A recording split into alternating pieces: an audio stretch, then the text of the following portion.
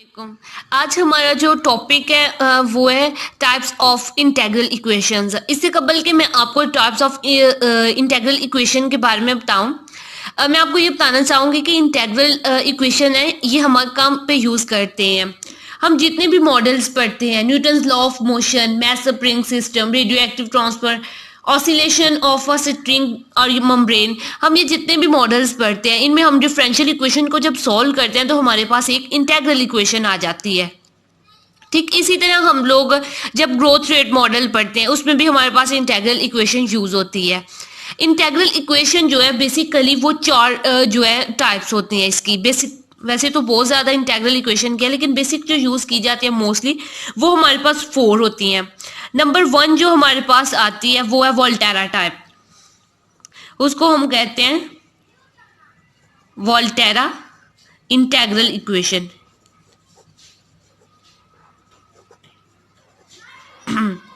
And second जो हमारे पास type होती है वो हमारे पास आती है फ्रेडम integral equation.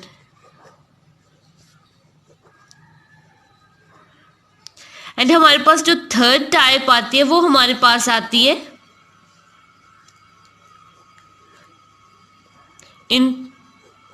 Integro differential equation.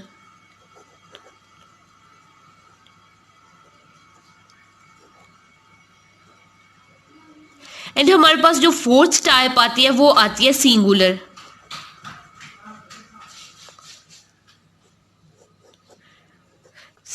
Integral equation.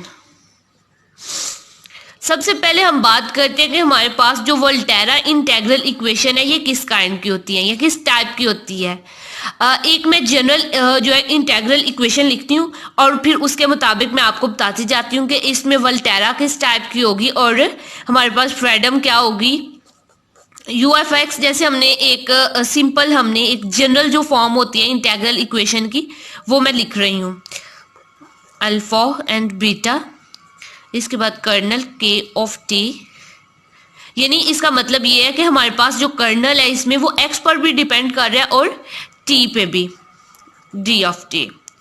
अब ये वाली इक्वेशन जो गिवन मैंने अभी लिखी है ये इक्वेशन वोल्टेरा टाइप उस वक्त होगी जब हमारे पास जो ये अल्फा और बीटा है इनकी वैल्यू जो है वो हमारे पास वेरिएबल फॉर्म में होगी, जिस तरह हमारे पास ग्रोथ रेट मॉडल्स में होता है। यानी सपोज दैट अगर मैं इसको स्पेसिफाई फॉर्म में लिखूं तो वो हम इस तरह लिखेंगे, u of x is equal to f of x plus lambda 0 से x। इस तरह की इक्वेशन हमारे पास वोल्टेरा टाइप में आएगी जिसमें हमारे पास लिमिट्स जो हैं वो वेरिएबल फॉर्म में होंगी। ठीक है, x की फॉर्म में, t भी, कोई और वेरिएबल भी आप यूज कर सकते हैं, x/2 भी हो सकता है। एक ऐसी इक्वेशन जिसमें इंटेग्रल की लिमिट्स हमारे पास वेरिएबल फॉर्म में हो वो हमारे पास हो जाएगी वोल्टेरा टाइप। और एक ऐसी इक्वेशन जो सेम एज इट इज यही हो, u ऑफ x हो is equal to f of x हो प्लस लैम्डा 1 से 2 कर लें, kernel k of t u of t d of t, जिसमें हमारे पास इंटेग्रल की जो लिमिट्स है वो कांस्टेंट हो, वो हमारे पास आ जाती है फ्रेडम टाइप या फ्रेडम इंटेग्रल इक्वेशन। वो इक्वेशन जिसमें हमारे पास लिमिट या जो होती है इंटेग्रल की लिमिट्स होती हैं वो वेरिएबल होती हैं, वो हमारे पास आती है वोल्टेरा इंटेग्रल इक्वेशन। और एक ऐसी इक्वेशन जिसमें हमारे पास इंटेग्रल की लिमिट्स हमारे पास कांस्टेंट हो वो हमारे पास हो जाती है फ्रेडम इंटेग्रल इक्वेशन। अगर हमारे पास हमें जो दिया हो, जो इसकी ओरिजिनल फॉर्म है उसमें हमारे पास एच आता है, यानी जब इंटेग्रल वो हम शो कर रहे होते हैं इसको फ्रीडम को और या वोल्टेरा को, तो इधर हम एच यूज करते हैं। अगर हम सपोज ये करें कि एच हमारे पास 0 हो सकता है ना 0 हमारे पास, अगर एच हम सपोज करें 0 हो तो वोल्टेरा में भी और इंटेग्रल फ्रीडम में भी, इन दोनों में इनकी जो लेफ्ट साइड होगी वो हमारे पास क्या हो जाएगी, 0 हो जाएगी और हमारे पास सिंगल ये वाली हो जाएगी। यानी हमारे पास अगर हम सिर्फ वोल्टेरा को लिखें, क्योंकि सिर्फ इनमें इंटेग्रल की इक्वेशन का डिफरेंस है इसलिए हमें दोनों लिखने की ज़रूरत नहीं है। होप सो अगर मैं एक भी लिखूंगी तो आप लोगों को अंडरस्टैंडिंग हो जाएगी। हमारे पास अगर हम एज को 0 रखते हैं तो हमारे पास सच टाइप ऑफ इक्वेशन बन जाती है। ठीक, हमारे पास एक u ऑफ x जो है वो कम हो जाता है। पहले हमारे पास जो अननोन वेरिएबल था एक में, तो वो डमी वेरिएबल के साथ था, लेकिन वो u ऑफ x ही था। तो हमारे पास अगर हमारे पास इंटेग्रल इक्वेशन के साथ u ऑफ x हो, या हम इस तरह कहते हैं कि अगर हमारे पास होल इक्वेशन में सिर्फ एक u ऑफ x हो, तो वो हमारे पास फर्स्ट काइंड होगी। इसको हम कहते हैं फर्स्ट काइंड वोल्टेरा इक्वेशन। और जो हमारे पास, जिसमें हमारे पास h 0 नहीं होता, h is not equal to 0, वो हमारे पास इक्वेशन कहलाती है सेकंड काइंड। वोल्टेरा और फ्रेडम की हमारे पास हमेशा दो काइंड्स में क्लासिफिकेशन की गई है। वोल्टेरा, पहले सबसे हमें ये पता होना चाहिए वोल्टेरा किसे कहते हैं और फ्रेडम इक्वेशन, इंटेग्रल इक्वेशन किसे कहते हैं।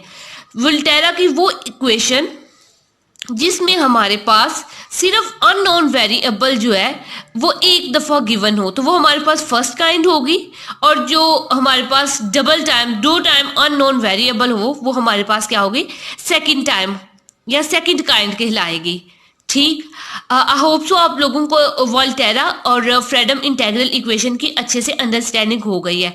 अब हम देखते हैं ये थर्ड वाली integro differential equation. Integro differential equation वो वाली इक्वेशन होती है जिसके एक साइड पर, किसी एक साइड पर हमारे पास एक टोटल डेरिवेटिव हो, या हम कहें ऑर्डिनरी डेरिवेटिव हो, एंड दूसरी साइड पे हमारे पास सेम कोई इंटेग्रल इक्वेशन हमारे पास हो।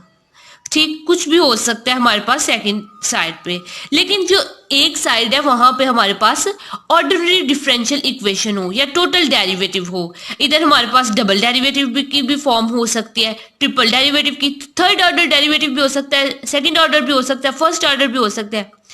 इसमें कंडीशन यही है कि जस्ट आपकी एक साइड पे, यानी आपकी लेफ्ट या राइट में से एक साइड पे आपके पास टोटल डेरिवेटिव हो, एंड सेकंड साइड पे कोई भी हमारे पास इंटेग्रल इक्वेशन हो, तो उस इक्वेशन को हम क्या कहते हैं, इंटेग्रो डिफरेंशियल इक्वेशन। इस टाइप ऑफ इक्वेशन को हम क्या कहते हैं, integral differential equation. Integro differential equation, integro differential equation further two में होते हैं। ये हमारे पास होते हैं फ्रेडम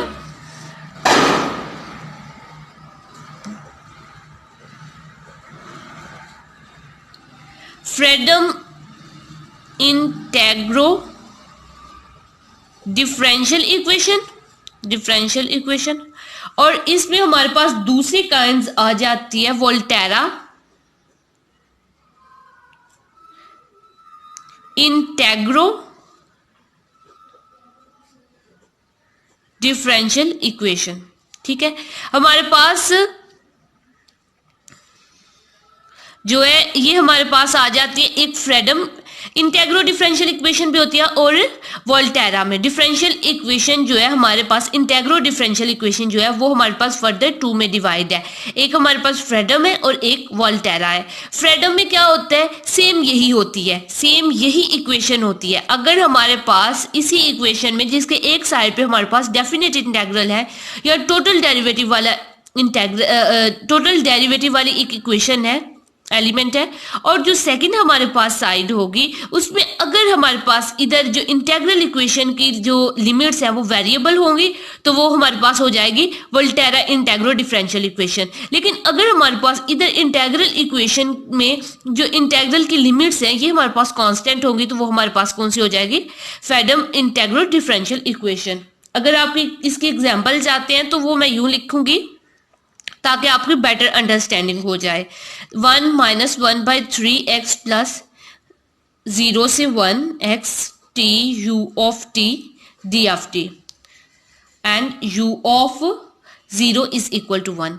आप लोगों को ये बात तो अंडरस्टैंडिंग होगी, ये हमने ओडीज और पीडीज में ऑलरेडी स्टडी कर दी है कि जितनी भी किसी इक्वेशन का ऑर्डर होता है, किसी भी इक्वेशन का जितना ऑर्डर होता है उतनी उसके साथ क्या होती है, उसकी कंडीशंस उतनी ही उसके साथ। अगर किसी इक्वेशन का ऑर्डर 1 है तो उसके साथ कंडीशन जो होती हैं वो भी 1 होती हैं। लेकिन अगर हमारे पास किसी ऑर्डर का इक्वेशन का ऑर्डर 2 है, यानी वो सेकंड ऑर्डर डिफरेंशियल इक्वेशन है, तो उसके साथ जो कंडीशंस अटैच होंगी वो भी 2 होंगी। ये एक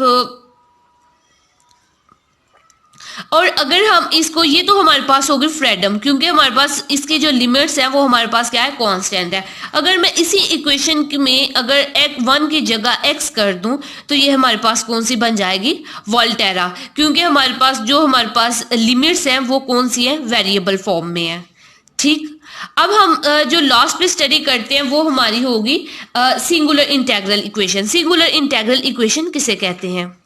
एक इक्वेशन हमारे पास सिंगुलर इंटेग्रल इक्वेशन तब होगी, पहले हम इसके जनरल फॉर्म लिख लेते हैं ताकि हमें अंडरस्टैंडिंग हो। Alpha beta k of x common T u of t and dt। ये इक्वेशन सिंगुलर इंटेग्रल इक्वेशन तब होगी अगर इसकी जो ये लिमिट्स हैं या तो बोथ इन्फिनिटी हो, ठीक, या फिर इनमें से कोई एक इन्फिनिटी हो, तो ये हमारे पास सिंगुलर होगी। या इसके अलावा अगर इनमें से, इन लिमिट्स के अलावा अगर हम इन लिमिट्स को कर्नल के फंक्शन में पुट करें या कर्नल की वैल्यू में पुट करें तो वो कर्नल को अनडिफाइंड बनाते, तो वो हमारे पास क्या हो जाएगी, सिंगुलर इंटेग्रल इक्वेशन। मतलब हमारे पास सिंगुलर इंटेग्रल इक्वेशन 2 टाइप्स के होते हैं। नंबर 1 टाइप वो वाली होती है, फर्स्ट टाइप इसमें वो होगी जिसमें हमारे पास इंटेग्रल हो जाए माइनस इन्फिनिटी टू इन्फिनिटी या बोथ आर इन्फिनिटी यूज किया जाए। इसकी एग्जांपल यूं दूंगी कि let u of x is equal to 1 plus integral और x plus 1 u of t d of t। ये हमारे पास फर्स्ट टाइप में हो जाएगा। लेकिन सेकंड टाइप में जो हमारे पास आएगा वो ये आएगा कि हमारे पास जैसे हो जाए function u of x is equal to 0 to x 1 over square root x minus t u of t d of t। जो ही हम इसकी लिमिट इधर t की जगह के x पुट करते हैं तो ये हमारे इस इक्वेशन को क्या बन जाता है, सिंगुलर कर देता है, अनडिफाइंड बना देता है। ऐसा सिंगुलर वही होते हैं ना, सिंगलटन, इसी से वो कॉन्सेप्ट निकला है, एक ऐसा एरिया जहां पे हमारा फंक्शन अनडिफाइंड हो रहा होता है। ऐसे को सेकंड टाइप ऑफ होती है और ये हमारे पास फर्स्ट टाइप होती है सिंगुलर इंटेग्रल इक्वेशंस की। होप सो आप लोगों को इंटेग्रल इक्वेशन की जो काइंड्स हैं उनकी प्रॉपर अंडरस्टैंडिंग होगी। और अगर आप में से किसी को किसी चीज़ की समझ नहीं आती तो आप कमेंट बॉक्स में पूछ सकते हैं। Thank you.